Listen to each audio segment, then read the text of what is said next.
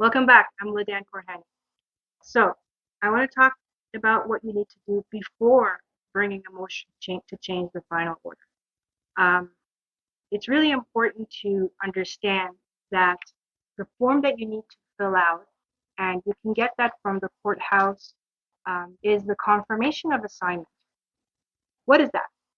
The confirmation of assignment is this goes to the Ministry of Children, Community, and Social Services to um, let us know, to let you know whether or not you or the opposing party has been involved in receiving ODSP or any kind of social services income, and if they have, does the ministry have an interest in this?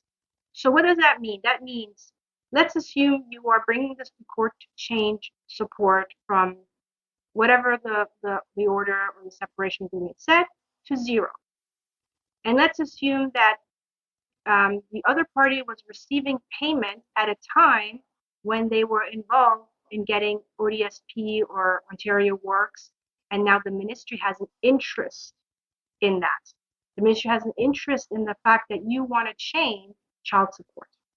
So how do you do this? You just fill it out and you fax it or email it to the ministry, and it shouldn't take very long, maybe a day or two max. They're going to send that back to you, confirming whether or not they have an interest in this. If they do have an interest in this, you need to serve them as well. They're going to be there when you have court hearings, because whatever money that the other party was supposed to get from you may technically go to the ministry.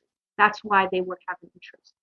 So before you start anything, make sure that you fill out the confirmation of assignment. It really should be under court forms that I had already mentioned uh, uh, before, or you can get it from the uh, courthouse. Now, also, when you're bringing a motion to change, please make sure that you have a final order. Some people get mixed up and they think that it's a temporary order.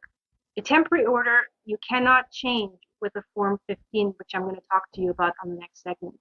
It has to be a final order, or it has to be a separation agreement. So if you have a final separation agreement, or you have a final court order, you can bring this back to court as long as you can show a material change of circumstance.